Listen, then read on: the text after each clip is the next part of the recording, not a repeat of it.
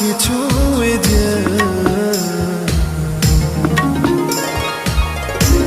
তারি কাছে বলে আমারই কথা তারি কাছে আমি আজকে যার সাথে আড্ডা দিব তিনি একজন কণ্ঠশিল্পী, তিনি একজন সুরকার, তিনি গীতিকার এবং তিনি খুব ভালো একজন গিটারিস্ট। তিনি কিন্তু আমাদের রূপান্তরের বরাবরের সদস্য এবং আমার অনেক প্রিয় মানুষ। আমি ভীষণ প্রাউড করি এবং তাকে পেলে আমি তাকে ছাড়তেও চাই না। আমার মনে হয় রূপান্তর চলতেই থাকলো, আমি তার গান শুনতেই থাকলাম। এমন একজন মানুষ, আপনাদের প্রিয় মুখ, প্রিয় ব্যক্তিত্ব, হায়দার হোসেন। হায়দার ভাই, আপনি এত ভালো গিটার বাজান, এত সুন্দর, কিভাবে শেখা? শেখা তো নিজেই ধরতে গেলে। তা আমার বন্ধু বান্ধবরা গিটার বাজাতো, ওদের গিটার দেখতাম, শুনতাম ওরা কেমনে বাজায়। তো অনেক কঠিন তো বাজানো। ওর কোথাও বাজাতো না, বাসায় বসে বসে বাজাতো। ওখান থেকে আমার তো নিজের গিটার ছিল না। আচ্ছা, তখন এটা খুব এক্সপেন্সিভ ব্যাপার একটা গিটার কিনা। তো আমি আমার বন্ধুর গিটারটা বাজাতাম। তো এইভাবে শেখা আর কি আমার। আর এখন যে একটা গিটার আছে সেটা কত কত দাম? যে গিটারটা আপনার আছে সেটা বলেন। এটা অনেক দামি গিটার, এখন তো আল্লাহ তাআলা দিচ্ছে, আমি কিনতে পারছি, মাশাআল্লাহ। একসময় আপনি বাঁশিও বাজাতেন, তো বাঁশি বাজানোটা ছেড়ে দিলেন কেন? বাঁশি বাজানো ছেড়ে দিলাম। এটাকে কি বলবো, আমার বিয়ে করার মানে থাকে না বা না বিয়ে করার গিটারটা পরে ইচ্ছা মতো আমার করা বউ যায়। কোত্থেকে শুনলো বাঁশি বাজানোর নাকি জিন আসে। কে যে তাকে এটা শেখালো আল্লাহই জানে। সে আমার ভাবি বললো এটা? হ্যাঁ, এবং সবগুলি বাঁশি আমার ফেলে দিল, এই বন্ধ হয়ে গেল। বিমানের ইঞ্জিনিয়ার যখন ছিলেন আপনি, তখন তো আপনি শখে গান করতেন। একটা শখে আর কি, তখন তো এটা প্রফেশন ছিল না। এবং আমি আপনার মধ্যে একটা জিনিস দেখেছি, আপনি কিন্তু গানটাকে বেশি প্রাধান্য দেন। হ্যাঁ, মানে আছে না অনেকে টাকার পিছনে ছুটে গানের জন্য। হ্যাঁ, এটা কিন্তু আপনার মধ্যে নাই, একদমই নাই। আমি দেখেছি এটা, আমাদের তো অনেক বছরের পরিচয়। কতটুকু প্রয়োজন আপনার? যে টাকা দিয়ে আপনি চলতে পারেন, ইজ্জত নিয়ে থাকতে পারেন, এরপরে তো টাকাটা আর টাকা না, ওটা তো আমার কাছে থাকবে না, হয় ব্যাংকে থাকবে, somebody else will use, আমি তার ব্যবহার করতে পারি না, তাই না? তো এর জন্য এত বেশি টাকা দিয়ে করবেন কি হবে? টাকা জীবনটা তো ছোট, তাই না? এক তো জীবন ছোট, তার মধ্যে এটার পিছনে দৌড়াতে দৌড়াতে আপনি সময় নষ্ট করবেন। জীবনকে উপলব্ধি করা সেটা হবে না, কারণ এগুলি নিয়ে ব্যস্ত থাকবে। এগুলি একটা নেশার মতো, কিন্তু গান যেরকম নেশা, টাকা কামানোও কিন্তু একটা নেশা। ওরা কিন্তু স্টপ হইতে পারে না। হাজার হাজার কোটি টাকা হয়ে গেছে, তারপরে আরও টাকা দরকার, আরও টাকা দরকার। আমার কাছে এটা একটা নেশার মতো মনে হয়। তো এখান থেকে দূরে থাকাই ভালো। আর টাকা থাকাটা ভালো, কারণ আপনি অনেক কাজ করতে পারেন, কাজগুলি সহজ হয়ে যায়। টাকা থাকলে কাজগুলি সহজ হয়, কিন্তু টাকা থাকলেই হবে এমন কোনো কথা না, কিন্তু টাকা থাকলে কাজগুলি কিছুটা সহজ হয়। এটা আপনার দর্শন, হ্যাঁ, নিজস্ব। কিন্তু এই যে সিম্পল জীবন যাপন করেছেন এত বছর, হ্যাঁ, আর আপনার চারপাশের মানুষগুলোর তো দর্শনে এক নাও হতে পারে। এই সিম্পল জীবন তো, আচ্ছা সিম্পল যদি বলেন তাহলে সিম্পল, আমার কিসের অভাব আছে? আমার তো কোনো অভাব নেই। দেখেন, একটা বাংলাদেশের মতো জায়গায় ছোটো জন্ম নিয়ে আমি যদি, আমার একটা গাড়ি থাকে, আমার একটা ঘর থাকে, আমার একটা ড্রাইভার থাকে, আমি 3 বেলা খেতে পারি, 10 জন আসলে তাকে সমাদর করতে পারি, 4 জনকে ঘরে রাখতে পারি, এর চেয়ে বেশি আমার কিসের প্রয়োজন আছে বলেন? অত কিছু দরকার নেই, লিমিট, একটা লিমিটেশন আছে। আচ্ছা, সেটাই বোঝাতে যাচ্ছেন। কাওয়ালি, আপনার কাওয়ালি তো আমি শুনেছি। হ্যাঁ, আহা কি যে সুন্দর। এই যে কাওয়ালি আপনি করেন, হ্যাঁ, আপনার একটা গ্রুপ আছে, একটা গ্রুপ আছে না? ওদের নিয়েই তো করতে হয়। ছিল আসলে। এখন করেন না? না, আসলে বাংলাদেশে একটা প্রবলেম হলো, it's very hard to maintain a group. এই গ্রুপটাকে মেনটেন করা আমাদের দেশে একটু কষ্ট। যেগুলো ব্যান্ডই হোক বা কাওয়ালি গ্রুপ হোক, আমি টিম ওয়ার্কে বিশ্বাসী, কিন্তু এখানে টিম ওয়ার্ক করানোটা খুব কষ্ট হয়ে যায়, কেন জানি হয়ে ওঠে না। তো যার জন্য আমি দেখলাম যে না, এগুলি হবে না, সম্ভব না। আচ্ছা, এখন আপনি আমাকে সেই ঘটনাটা একটু বলবেন, এটা আমাদের এই জেনারেশনে জানা দরকার। আপনি হেঁটে হেঁটে যাচ্ছিলেন সকালবেলা, সেটা আপনি বলবেন। এই ঘটনাটা বারবার শুনতে চাই। আমি হেঁটে যাচ্ছিলাম প্রায় 1:30টার দিকে হবে আর কি, 12টা বা 1টা হবে, দুপুরে প্রচণ্ড রোদ। হাঁটা কিন্তু আমার একটা অভ্যেস ছিল। নর্মাল কাপড়, মানে বাসার কাপড় পরা আর কি, নাকি? আমি নর্মালি খুব কমফোর্টেবল কাপড় করতে পছন্দ করি। এখনও আমি যে খুব দামি কাপড় পরি বা ফ্যাশনেবল কাপড় পরি তা কিন্তু না। কিনি না যে তা না, কিনি ঠিকই, কিন্তু আমার পরা হয় না। বিশেষ কোনো অনুষ্ঠানে গেলে হয়তো বা পরি। তো আমি আমার নর্মাল যেভাবে কাপড় আছে সেটাই আমি পরে হাঁটছি। তো এবং যেহেতু রোদ উপরে, আর আমি তো মাইলের মাইল হাঁটতাম, এরকম না যে আমি 1 কিলোমিটার হেঁটেছি। আমি হাঁটতাম প্রায় 13 কিলোমিটার 14 কিলোমিটার মিনিমাম হাঁটতাম আমি। মানে মনে করেন যে আমি চ্যানেলাই থেকে হেঁটে বাসায় চলে যাব, এরকম ছিলাম আর কি আমি। আর এগুলি প্রায় করতাম যখন আমি ফিল করতাম যে আমার শরীরটা একটু দুর্বল মনে হচ্ছে, সেদিন আমি হাঁটতাম। তো এই হাঁটতে হাঁটতে হঠাৎ এক বয়স্ক মহিলা থামালো আমাকে। ও আবার ইট ভাঙতেছিল মনে হয়, যতটুকু মনে পড়ে। আমাকে 20টা টাকা দিল। দিল? হ্যাঁ, আচ্ছা। এটা নিতেই হবে। আমি যেন একটু বাসে যাই, আমি যেন একটু কোনো কিছু করে যাই। আমি এত বোঝানোর চেষ্টা করলাম। এখন আমি তো আমি এখনও কিন্তু পকেটে পয়সা নিয়ে হাঁটি না। আমার কাছে পয়সা কখনোই থাকে না, হয় আমার ড্রাইভারের কাছে থাকবে, না হয় আমার বউয়ের কাছে থাকবে। তো আমি আর দেখাতে পারলাম না যে বাবারে আমি তো গরিব না রে, বা আমার তো পয়সা আছে। কিন্তু সে ধরেই নিয়েছে আমার কিচ্ছু নাই, এটা না নিলে সে খুব মাইন্ড করবে। তো ভালোবাসা যেটা আছে সেখান থেকে আমি এটা গ্রহণ করছি, আমি গ্রহণ করছি। থ্যাংক ইউ ভেরি মাচ, আলহামদুলিল্লাহ। সে আপনাকে চিনতে পেরেছে? নিশ্চয়ই চিনতে পেরেছে সে। আপনি এরকম সেই জন্য তার কষ্ট লেগেছে। অনেক কষ্ট লেগেছে। এত নাম করে একটা মানুষ হেঁটে হেঁটে যাচ্ছে কেন, তাই তো? এরকম কিন্তু অনেক মজার মজার ঘটনা আছে আছে। আপনার জীবনে। শ্রদ্ধেয় প্রয়াত আলম খান স্যারের হ্যাঁ, নো ডাউট, অনেক অবদান আছে। গুরুজি হ্যাঁ, আমার। এটা একটু আমি শুনতে চাই। আলম ভাই বলতে চাই। Is a very qualified person. আমরা হয়তো ওভাবে ওনাকে, আমার কাছে মনে হয় উনি যে হাইটের মানুষ সেভাবে আমরা হয়তো মূল্যায়নই করতে পারিনি। আমি কোনো কিছু জানতে গেলে তখন উনি রিটায়ার্ড লাইফ, উনি বাসায় একা একা থাকেন, একা একা তো ওনার ফ্যামিলি নিয়ে থাকেন আর কি। তো আমার গানের কিছু জানতে হলে আমি ওনার কাছে যেতাম যে আলম ভাই এটা এরকম এটা এরকম এটা এরকম করবো কিনা। তো উনি আমাকে দেখিয়ে দিতেন যে ব্যাপারটা এরকম না, এরকম করবে। He is such a qualified person. আমার ভাগ্য ভালো যে আমি এরকম মানুষের সাথে এত কাছাকাছি যেতে পারছি। আর আমি যদি ছোট ছিলাম, আমি যখন রেকর্ডিংয়ে বাজাই আলম খানের গানে, তখন আমার বয়স কত হবে? 16 হয়নি। তো জাস্ট ম্যাট্রিক পাস, 16 হয়নি। আমি তো কম বয়সে ম্যাট্রিক পাস করছি, 15.5-এ। তো উনি আমাকে নিয়ে গিয়েছেন বাজানোর জন্য। তার কী বা বাজাতাম জানি না, উনি খুব পছন্দ, হয়তো কন্ট্রিজে বাজাতাম, যেটাই বাজাতাম, যে কর্ডগুলি ডিস্কগুলি দিত সেই বাজা। এবং he is to like me a lot. আমি ওনাকে জীবনে ভুলবো না। এই যে ওনার কাছ থেকে আমি কী শিখি, আমি দুজনের কথা খুব বলি।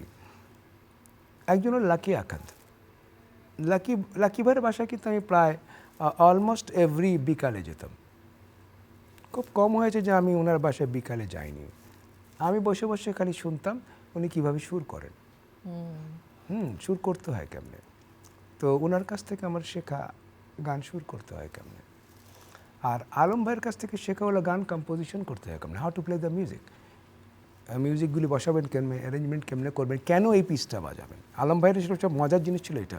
He could have answer all the questions, যে বাঁশির পিসটা এরকম বাজালেন কেন আলম ভাই। তো উনি কিন্তু একটা উত্তর দেবেন এই কারণে করেছে। ভায়োলিনের ব্যাকগ্রাউন্ডটা এরকম কেন, বা বিটটা এটা সিলেক্ট করলেন কেন। একটা না আমরা গান করি কি, একটা বিট বাজায় দিলাম, একটা টিউন বাজিয়ে দিলাম, সুন্দর লাগছে। ওনার কাছে সুন্দর লাগা বলে কোনো কথা নেই। প্রত্যেকটা পিসের, ছোট হোক বড় হোক, প্রত্যেকটা পিসের একটা আনসার থাকতো ওনার কাছে। তা আমি সেই সাহসটা করতে পারতাম, যেহেতু ছোটো কেউ ওনার সাথে কথা, উনি একটু রাজভারী টাইপের লোক ছিল, অল্পতে উনি খেপে যেতেন। As because I was too young, তো আমার অ্যাক্সেসটা ওনার কাছে সোজা ছিল আর খুব ইজি। আমি গেলে পরে উনি মাইন্ড করতো না। আমার যখন 30 বছর গানটা মানুষ শোনা আরম্ভ করলো, একটা ইন্টারভিউ দেখেছি ওনার, আমি দেখেছি উনি ইন্টারভিউ দিচ্ছে, উনি বলছেন হায়দার তো ভালো করবে, আমাদের তৈরি না। অনেক বড় কথা উনি বলে দিয়ে চলে গেছেন, যে আমি আবেগী হয়ে যাই, যে এরকম টাইপের মানুষ আমাকে বলে আমাদের তৈরি। আর কথাটা সত্য, আমি আছি, সাঈদ ভাই আছেন যারা ট্রাম্পেট বাজাতেন, ভায়োলিন আছেন, মানে আমরা মিউজিশিয়ান যে গ্রুপ ছিল। তারপরে নামও ভুলে যায়, রহমান ভাই ছিলেন, বাঁশি বাজাতেন, আর অনেকে। একটা গ্রুপ। তো আমরা যখন ফিল্মের, এখনকার গানের মতো না তো, আগে একটা ফিল্মের গান যখন হতো, এই গানটা কিন্তু 1 মাস ধরে চলতে ধরতে গেলে একটা উৎসব ভাব থাকতো। আমরা প্র্যাকটিস করতাম একসঙ্গে, তারপরে রেকর্ডিং যখন আরম্ভ হবে তখন আমরা বসে রেকর্ডিং করতাম। এখন রেকর্ডিং চলছে তো চলছে, মনে করো 30 টেক, 40 টেক, 50 টেক চলছে। তো এই যে আমরা একসঙ্গে বসে বসে সকাল 10টা-11টার সময় আরম্ভ করেছি, রাত 11টা বেজে গেছে, গান কিন্তু হচ্ছে না। এই যে আমাদের ধৈর্য, আমরা যে ভালোবাসতাম একজন আর ওখানে বসে থাকতেও ভালো লাগতো। আর শেখারও তো আগ্রহ ছিল। শেখার তো বটে, ওখানে অনেক কিছু শিখছি, কারণ প্রত্যেকে qualified musician, I was only young, আর বাদ বাকি সবাই তো খুব কোয়ালিফাইড। তো আমি আমাদের এখন একজন গিটার বাজায়, আপনার নাম জানেন, সেলিম হায়দার, উনিও তখন বাজিত শেষের দিকে, আমি শেষের দিকে ওনাকে দেখেছি বাজাতে।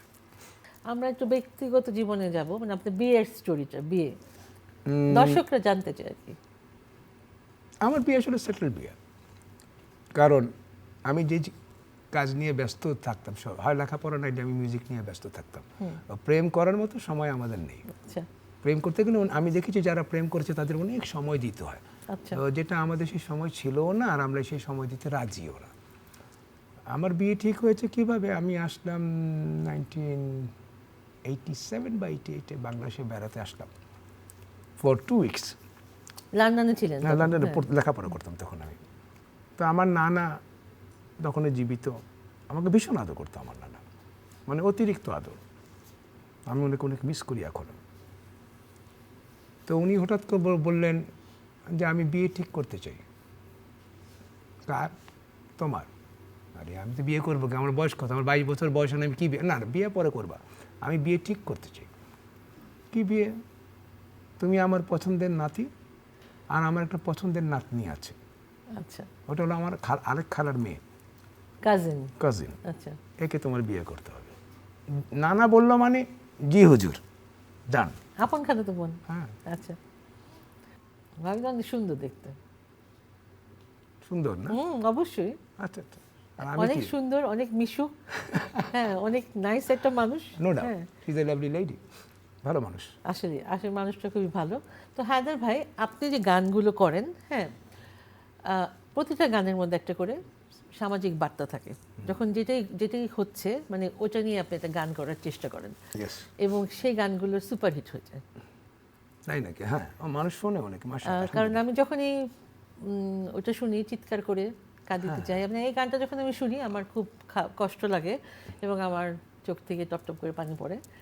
আচ্ছা, আজকে একটা নতুন গান আপনি বানিয়েছেন, সেই গানটা আমরা শুনবো। নতুন যে গানটা আপনি বানিয়েছেন আমার জন্য বানাইনি আমি, আসলে আমাকে ওই যে মেরাজ খান নামের একটা গায়ক আছে, নতুন পরিচয়, বছর খানেক ধরে পরিচয়, ভাই একটা গান লিখে দেন, ভাই একটা গান লিখে দেন। তো দিলাম একটা গান লিখে। লিখলেন আপনি? হ্যাঁ। ভাই একটু সুর করে দেন, দিলাম সুর করে। আমি এবার গাও। তো বাবু ভাই তো ন্যাচারালি, বাবু ভাই ফোয়াদ নাসির বাবু, উনি ছাড়া তো আমি গান করতে পারি না, ওনার কথা বলতেই হয়। তো আমি বললাম বাবু ভাই মিউজিকটা করেন। তো বাবু ভাই, সেলিম ভাইরা সবাই মিউজিক করলো। গান গাইতে যখন গেলাম, এখন বলে আপনি গান গান, আমি পারি না। আরে কি মুশকিল! ব্ল্যাকমেল? না, ব্ল্যাকমেল ঠিক না, আসলে বেচারা পারতেছে না। আচ্ছা, ও পারছে না। তারপরে আমার বাসায় আসলো, আমি একটা গান গিয়ে সাথে সাথে একটা গান গিয়ে দিলাম।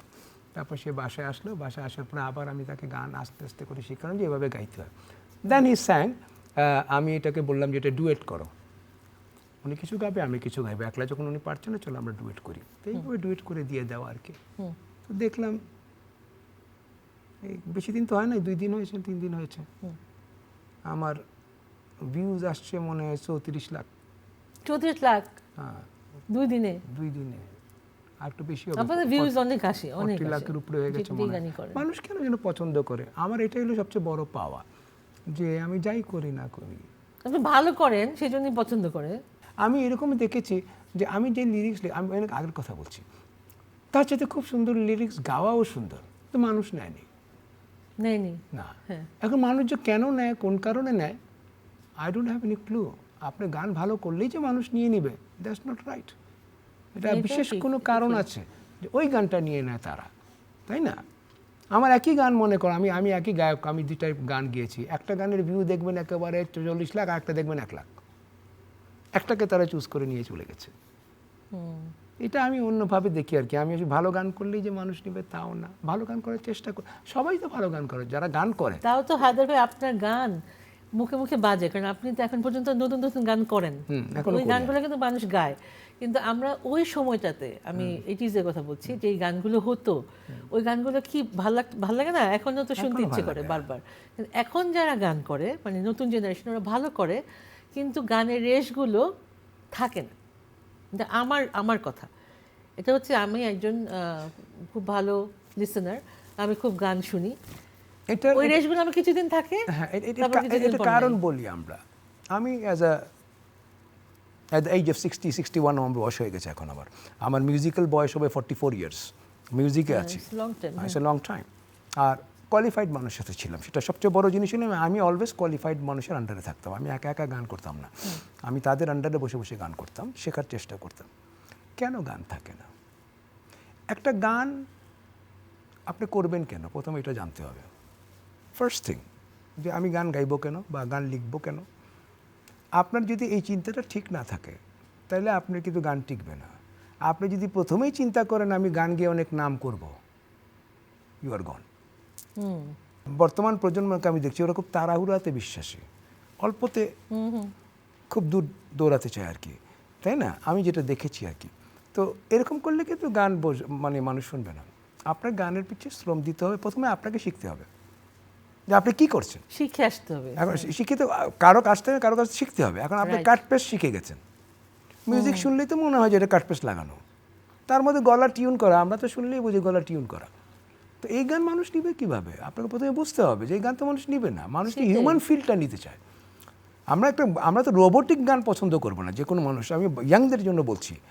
এই যে মেটালিক ভয়েস যেটা আছে বা robotic voice, human being will not take the robotic voice. তুমি বেসুরা গাওয়ার অসুবিধা কি? আমরা কি বেসুরা গাই না? সবকে আমরা সুরে গাই, আমরা কি এত সুরের লোক? তো মানুষ তো নিচ্ছে, কারণ কি হিউম্যান ফিলটা আছে। আমি ইয়াং জেনারেশনকে বলবো, তোমরা হিউম্যান ফিলে আসো আর মিউজিক কপি করা বন্ধ করো। অমুক গানের মিউজিক, অমুক গানের সুর মেরে দিয়ে সুন্দর করে গান হয়ে গেছে, আর নিজে কিছু তৈরি করছো না। তোমাদের ট্যালেন্ট আছে, অ্যান্ড ট্যালেন্টটা তো লাগাতে হবে কাজে।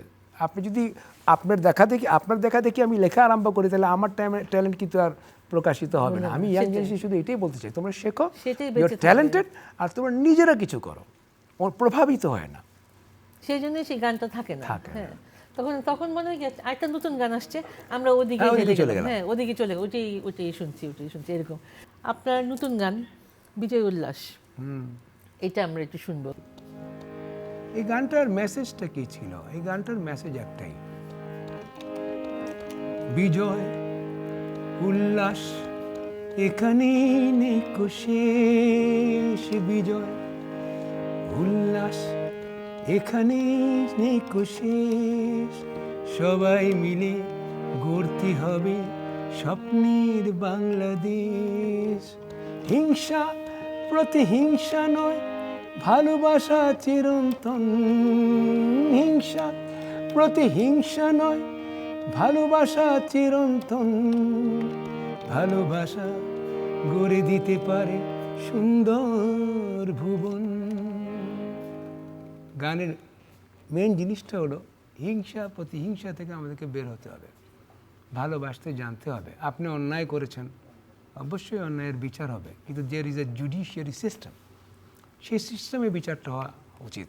আমরা যদি সাধারণ জনতা বিচার করা আরম্ভ করি, তাহলে কিন্তু অরাজকতা আরম্ভ হয়ে যাবে।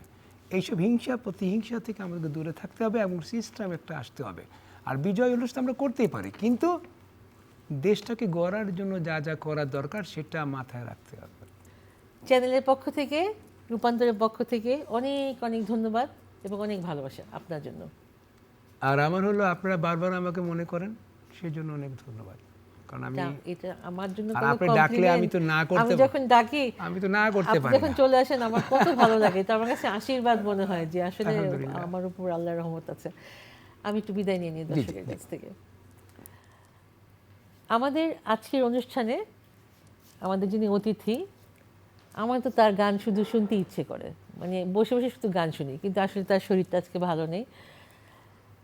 ওনার যে গানগুলো, যে সামাজিক বার্তাগুলো দেয়, হ্যাঁ, এগুলো কিন্তু একটু বুঝতে হবে, এবং গানগুলো যখন শুনবেন তখন বুঝবেন উনি কী বলতে চাচ্ছেন গানের মাধ্যমে।